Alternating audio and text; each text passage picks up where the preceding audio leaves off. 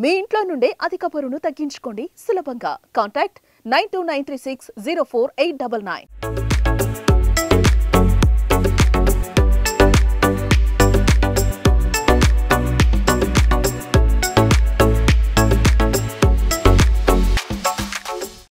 Hi hello నమస్తే, welcome to Suman TV Karimnagar. నా పేరు వినయ్. ప్రస్తుతం మనం కరీంనగర్లోని కొత్తపల్లి చెరువు దగ్గర ఉన్నాము. కొత్తపల్లి మున్సిపాలిటీకి సంబంధించిన చెరువులో ఉన్నాము. ప్రస్తుతం ఇక్కడ చేపల వేట అయితే పడతా ఉన్నారు. ఇక్కడ ఒకసారి మనం క్లియర్ గా మాట్లాడి తెలుసుకునే ప్రయత్నం అయితే చేద్దాము. నమస్తే సార్, మీ పేరు? మల్లికార్జునరావు. సార్, ఏం చేస్తుంటారు? మత్స్యకార సహకార సంఘానికి సొసైటీ ప్రెసిడెంట్, అధ్యక్షుడు వల్ల. సార్, ఇది ఎప్పుడు స్టార్ట్ చేశారు ఈ చేపలు పట్టడం? ఇప్పటికి దాదాపు 2 months అయింది. 2 months, 2 నెలలు. సుమారుగా ఎంత చేపలు పడి ఉంటాయి ఇప్పటికి? అంటే గత 15 సంవత్సరం నుంచి చెర్ల ఫుల్ నీళ్లు ఉంటాయి. లెవెల్ ట్యాంకులు ఉంటే మొన్న మత్త దునికినప్పుడు మొత్తం పోయినాయి. ఈ సంవత్సరం దాదాపు 10 టన్నుల చేప దాకా పట్టినాం. 10 టన్నులు. అది సో ఇది ఎక్కడికెక్కడి వరకు ట్రాన్స్ఫర్ చేస్తూ ఉంటారు ఈ చేపల్ని? లోకల్కేనా ఇంకా వేరే నాన్ లోకల్ కూడా? లోకల్ ఇక్కడ ఎక్కువ వరకు లోకల్ అమ్ముతాం. కొందరు వేరే వాళ్ళు వచ్చి తీసుకొని పోయి బయటకు ఎక్కడెక్కడికి పంపిస్తుంటారు. వాళ్ళు నాగపూర్ కానీ ఎక్కడైనా కానీ చంద్రపూర్ మహారాష్ట్ర వాళ్ళు ఇస్తూ ఉంటారు. అది స్టోక్ ధర వాళ్ళు. అది వీటికి వచ్చిన సంపద అంతా ఏ విధంగా ఉంటది అంటే? దాదాపు మత్స్యకార సహకార సంఘంలో 56 మంది సొసైటీ మెంబర్స్ ఉన్నారు. ప్రతి ఒక్కరికి మన జీవనోపాధిగా ఇదే ఉన్నది. అది వాళ్ళకి అందరికి చేస్తాం. మా ఖర్చులు పోగా ఏమైనా వచ్చి ప్రతి ఒక్క సభ్యునికి సమానంగా పంచుతాం. అది ఈ సంవత్సరం ఎన్ని చేపలు పడి ఉంటాయి? ఎన్ని కిలోల వరకు? అదే 10 టన్నులు అంటే దాదాపు 1,00,000 టన్నుల కిలోలు అయితే కదా. 10 టన్నులు కదా. అది టన్నుకు 10 అది కదా. అది 10 టన్నుల దాకా పడ్డది. 10-12 సుమారు. సో కొత్తపల్లి చెరువులో ఇట్లా మున్సిపాలిటీ వాటర్ కానీ డ్రైనేజ్ వాటర్ కానీ కలవడం వల్ల చెరువు చాలా కలుషితం అవుతుంది. దాని గురించి దానివల్ల కూడా బాగా మాకు మొత్తం ఊరి నీళ్ళంతా ఎల్లికేస్తుంది. కలుషితం వచ్చి మా చేపలు చనిపోతున్నాయి. మళ్ళీ వినాయకులు వేస్తుంది, ఇక్కడ తీసేస్తలేరు. దానివల్ల కూడా చాలా చేపలు చనిపోయి మా కొత్త నీళ్ళు రాగానే ఈ చేపలు ఉంటలే మొత్తం మత్తడి నుండి బయటకు వెళ్ళిపోతున్నాయి. ఎంతంటే కలుషిత వాటంలో ఉన్నది కాబట్టి బయటకు వెళ్ళిపోతున్నాయి. అది సో గతంలో కూడా బడ్జెట్ అనేది కేటాయించారు. బట్ మళ్ళీ ఏంటంటే దీన్ని ఒక మినీ మానర్ డ్యామ్ లెక్క చేద్దామని చెప్పేసి, చెరువులా చేద్దామని చెప్పేసి అన్నారు కాబట్టి సో దాని గురించి దాని అభివృద్ధి పనులు ఎలా ఉన్నాయి? దాన్ని కుంటుపడిపోయింది. ఆ సంవత్సరం 3 లక్షలు ఎక్కడ పడితే అక్కడ చేసిన, ఎక్కడ పడితే అక్కడ చెరువు అంతా మేము చేపలు పట్టకుండా చేసి గొంతులు దావి పోసిన చుట్టూ కట్టకు మట్టి పోసిన మొత్తం చెట్లను పెరిగినాయి. మా చేపలు పట్టకుండా 5 సంవత్సరాల నుంచి మేము చేపలే పట్టలేదు. ఈ సంవత్సరమే కొంచెం నీరు దగ్గరికి వచ్చాయి కాబట్టి అది వస్తుంది. ఎందుకంటే చెరువులో ఎక్కడ పడితే సమానంగా తవ్వుకుంటూ పోలేదు. సమానం లేకుండా పెద్ద పెద్ద ఒక్కొక్కటి 20 ఫీట్లు, 15 ఫీట్లు, 30 ఫీట్లు ఎక్కడ పడితే అక్కడ తవ్వి మట్టిని అంతా తీసి బయట పోసాను. చెట్లు చేపలు దానివల్ల మొత్తం పెరిగింది. మాకు చెత్త మేము చేపలు షికారు చేయకుండా ఈ సంవత్సరం దగ్గరికి వచ్చింది కాబట్టి మేము చేపలు బయట చేస్తున్నాం. ఇప్పుడు ఈ సంవత్సరం ఇది మత్తడి 3 సంవత్సరాలు తెగిపోయింది. దాని మీద 2 లక్షలు, 2 కోట్లు అన్నారు, 3 కోట్లు అన్నారు. ఏ బడ్జెట్ రాలేదు. ప్రతి సంవత్సరం వస్తుంది, బడ్జెట్ వస్తుంది, చేస్తున్నాం అన్నారు. బడ్జెట్ అయితే రాలేదు, రిపేర్ లేదు. 3 సంవత్సరం ఈ సంవత్సరం మాత్రం నీళ్ళు ఆగాయి. మొత్తం ఈ మత్తడి వల్ల మాకు చాలా నష్టం అవుతుంది. చేపలు పోతున్నాయి, మొత్తం మత్తడి కూడా కూలిపోతుంది. దానివల్ల చేపలు వెళ్ళిపోతున్నాయి. చాలా మాకు సమస్యలు దాంతో వస్తుంది. అది రిపేర్ ఈ సంవత్సరం చేస్తేనే 6 నెలల రూపాయలు చేస్తేనే మా ఏదైనా అభివృద్ధికి మాకు మా మత్స్యకార శాఖ సంఘాల మీద కానీ లాభాలు అవుతాయి. లేకపోతే మొత్తం నష్టం అవుతుంది. అది చెప్పిన అదే కింద అన్నారు, కింద కట్టిస్తామన్నారు. అప్పుడు ఎమ్మెల్యే గారు, శాసనసభ్యులు గారు కింద కట్టి వినాయకులు కానీ బతుకమ్మ కానీ అక్కడ వేస్తా అన్నారు. అది కూడా ఇప్పుడు ఇదివరకు ఇంకా ప్రపోజల్ ఏమి లేనట్టుంది. అది కింద చేసుకుంటే మా జీవనోపాధి మాకు పుష్కలంగా ఉంటుంది. అది సో బతుకమ్మ సమయంలో, వినాయకుడి సమయంలో చెరువుని తర్వాత క్లీన్ చేస్తామని చెప్పేసి అన్నారు. అసలు అది జరుగుతుందా? చాలా వరకు కొంచెం చేసినట్టు చేస్తారు, ఒకరోజు చేస్తారు, కథ మొత్తం ఉన్నాయని అలానే ఉంటాయి. చాలా మంది అలా పడి అందులో ఇరుకపోయి చాలా కష్టపడ్డారు. సెప్టిక్లు అవుతున్నాయి, అవన్నీ అవుతున్నాయి. ఇక ఎందుకంటే ఎనపదితోటి కదా ఇలా దుర్గామాతలు, ఈ వినాయకులు అన్ని ఎనిపోయాయి. కంప బతుకమ్మలు అంటే కలుషితం ఇవన్నీ అవుతుంది. దానికి వేరే బతుకమ్మ కానీ వినాయకులు కానీ వేరే కింద మత్తడి కింద కట్టించుకుంటే బాగుంటుందండి. అది సో గతంలో కూడా ఇక్కడ రోడ్ కి సంబంధించి ఆ వెహికల్స్ అనేవి చెరువులో పడతా ఉన్నాయని చెప్పేసి యాక్సిడెంట్ అయ్యాయి. సో దానికి మీరే విధంగా స్పందించారు? మత్స్యకారులు ఎప్పుడు అందుబాటులోనే ఉంటారు కదా ఇక్కడ, అట్లాంటి సందర్భాలు ఏమైనా ఉన్నాయా? ఇక ఒకసారి 2 సార్లు పడ్డాయి.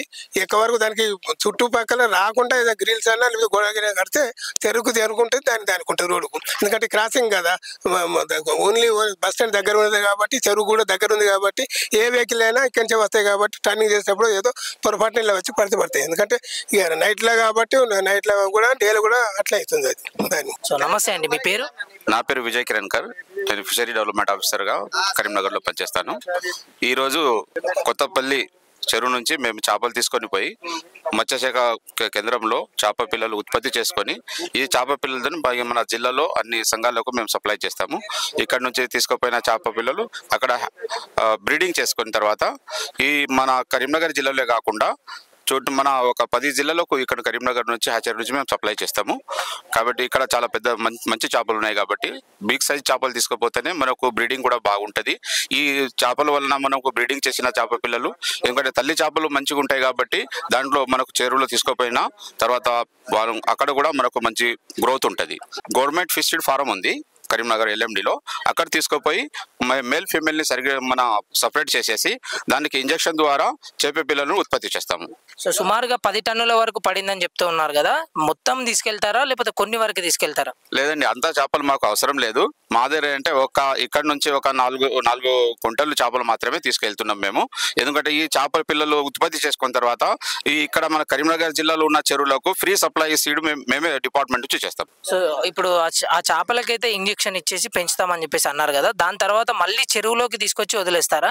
లేదండి, ఒకసారి ఇంజెక్షన్ ఇచ్చిన తర్వాత దానికి అక్కడ మా దగ్గర ఒక ట్యాంక్ లో పెడతాము. ట్యాంక్ లో పెట్టిన తర్వాత వచ్చే సంవత్సరం కూడా అవి పనిచేస్తాయి. ఎంత రేట్ ఉంటుంది సార్ ఇక్కడ ఇప్పుడైతే సేల్ చేస్తున్నారు కదా చేపలు, ఎంత రేట్ ఉంటాయి? అయితే సేల్ చేసేది వాళ్ళ సొసైటీ వాళ్ళు చూసుకుంటారండి. మాకు డిపార్ట్మెంట్ కు ఫ్రీ ఆఫ్ కాస్ట్ మీద ఇస్తారు, డబ్బులు తీసుకోరు. ఎందుకంటే మేము ఇక్కడ నుంచి చేపలు తీసుకొని పోయి పిల్లలు ఉత్పత్తి చేసుకొని మళ్ళీ వాళ్ళకు మేము కూడా చేప పిల్లలు ఫ్రీగానే ఇస్తాం కాబట్టి డిపార్ట్మెంట్ ద్వారా వాళ్ళు పైసలు తీసుకోరు సొసైటీ వాళ్ళు.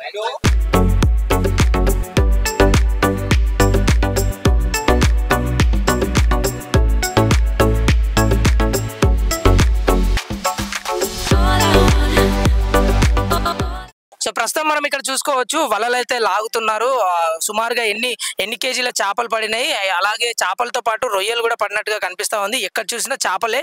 సో ఒకసారి లోపలికి వెళ్దాము.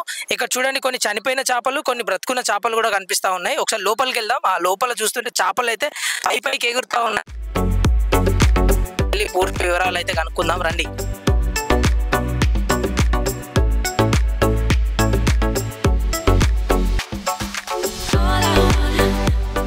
సో ఇక్కడ మీరు చూసుకోవచ్చు, సో ఇలాంటి రొయ్యలు కూడా మంచి ఫ్రెష్ రొయ్యలు కూడా ఇక్కడ చెరువులో అయితే పడుతున్నారు.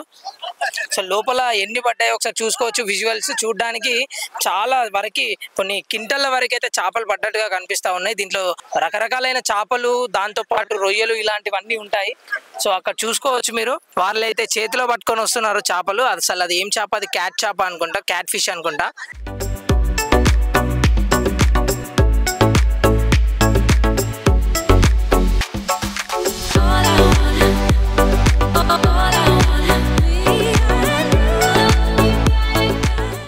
సో ఇక్కడ చూసుకోవచ్చు, ఇది ఏం ఫిష్ అన్న? ఇది కంఠానా అని చెప్తారు హిందీలో, తెలుగులో జల్లె చేప. ఇది సుమారు ఎన్ని కిలోలు ఉంటది? ఇది 2 కిలోల దాకా ఉంటది.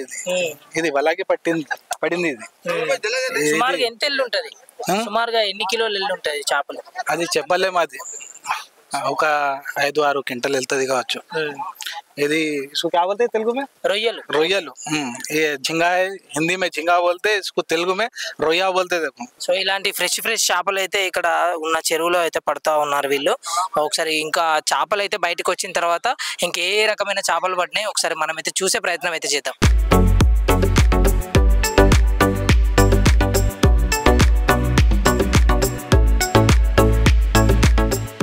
సో ప్రస్తుతం అయితే మనం చెరువులో ఉన్నాము. ఈ చిన్న ఫైబర్ బోట్ లో అయితే ఉన్నాము. ఇక్కడైతే చేపలు పడుతున్నారు చూడండి. అక్కడ వలలు లాగిన వలలను అయితే చేపలన్నీ తీసుకొచ్చి ఇలా కలెక్ట్ చేస్తారు. ఒకసారి వీరితో కూడా మాట్లాడదాం. నమస్తే అన్న, మీ పేరు? నా పేరు గోవింద్ అన్న. ఎప్పుడు స్టార్ట్ చేశారు ఈ వల? ఎప్పుడు వేసారు అసలు? పొద్దున్న మార్నింగ్ 6 గంటలకు వేసామన్నా. 6 గంటలకు వేసి ఇప్పుడు తీస్తున్నారా?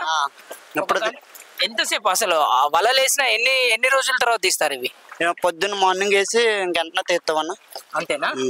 సో కొన్ని రోజులు కూడా దీంట్లోనే చెరువులోనే ఉంచుతారు కదా, ఒక వారం రోజుల పాటు అలాగా ఉంచాం అన్నది.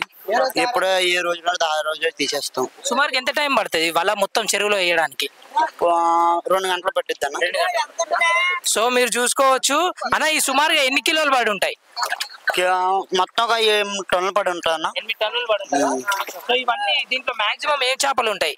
రవ్వ, గురక ఎక్కువ. అవునా? ఈ బొమ్మ చేపలు ఇలాంటివి పడవా? లేవన్నా.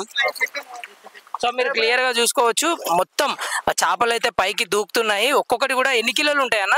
2 కిలోలు 3 కిలోలు సైజ్ అన్న రవ్వ. సో రవ్వలు వచ్చేసి 1 నుంచి 2 కిలోలు 3 కిలోలు కూడా ఉండొచ్చు అని చెప్తున్నారు. మీరు ఇక్కడ కూడా చూసుకోవచ్చు. సో ఇక్కడ చూసుకోవచ్చు ఎన్ని జాలీలు వేసిరన్న మొత్తం? 4. సో 4 జాలీలలో చూసుకోవచ్చు. అక్కడ అయితే కలిపి అయితే ఉన్నాయన్నమాట. సో ఇవన్నీ సుమారుగా ఈ 4 జాలీల్లో కలిపి 8 టన్నులు పడిందా? ఓకే. సో మీరు ఇక్కడ చూసుకోవచ్చు.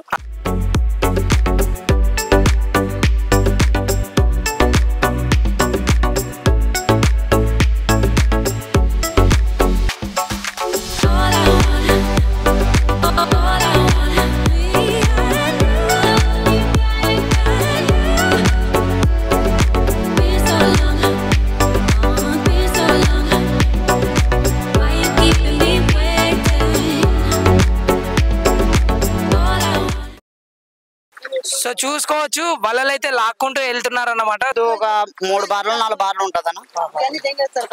సో చూసారా, ఇక్కడ చూడండి మీ వెనకాల చూడండి అసలు ఎన్ని చేపలు అసలు పైకి దూకుతున్నాయి.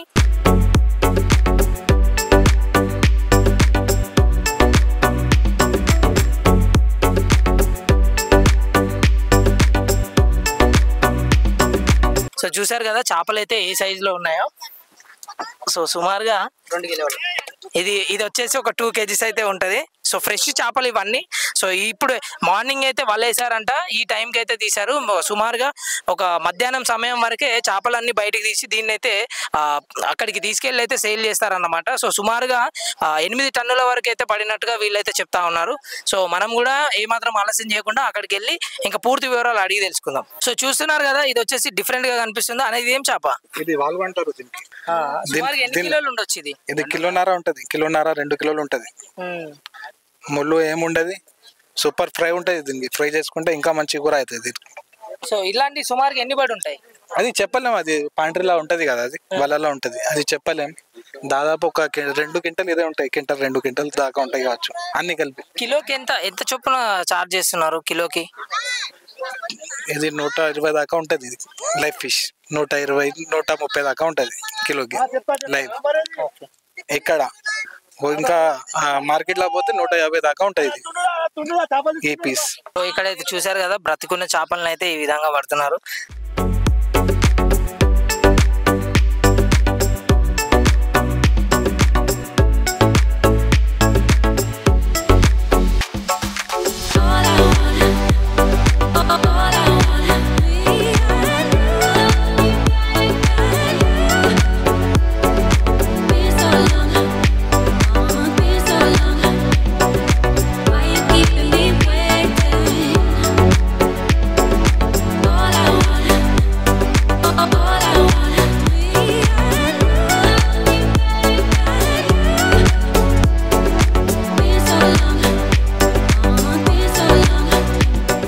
చూశారు కదా కొత్తపల్లిలో పట్టిన చేపలను అయితే విక్రయిస్తూ అలాగే ప్రభుత్వ చేపల పెంపకంలో అయితే దీనికైతే ముఖ్య పాత్ర వహిస్తా ఉన్నారు. సో ఇలాంటి కంటెంట్స్ తో సుమన్ టీవీ ఎప్పుడు మీ ముందే ఉంటుంది. Camera person Prashanth, Vinay, Suman TV, Karimnagar.